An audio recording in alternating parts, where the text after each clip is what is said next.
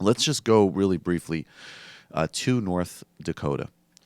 Protests, do you have that map? Protests are ongoing there.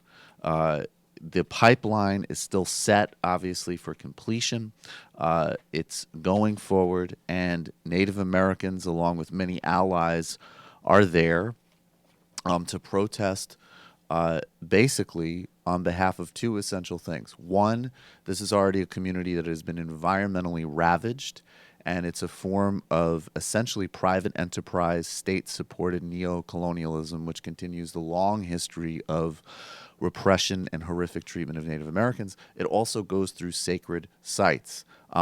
Local law enforcement officials turned water cannons on protesters. This is in a long rave of significant abuse that we have already seen. They claimed that there was rioting. Nothing seems to indicate that except for disciplined, peaceful protest as we've seen from the beginning and people putting their bodies on the line. Let's take a look at this tape from digital smoke signals. It's water cannon being used on water protectors in North Dakota last night. There's no audio, but you can see that the contrast between the spin and the media representation from these oil companies and these thugs are completely misaligned with the reality of what's happening there. This is high-pressured water hoses on nonviolent protesters who are trying to protect their water.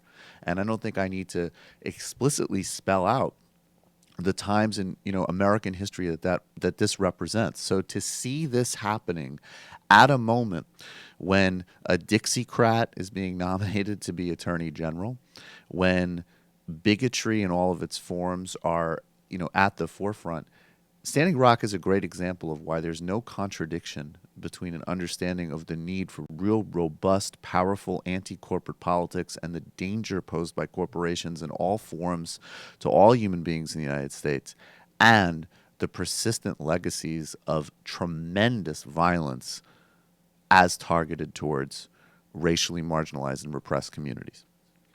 Sorry? Okay. Now, I will take a moment because that would be a really awkward transition, frankly, to get to the next ad that I want to tell you about.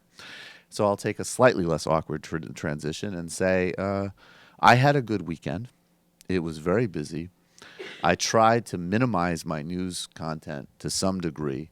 Obviously couldn't entirely. I failed at that miserably. You failed at that miserably. You have the look of a man who took in too much news over the weekend, Matt. Yeah.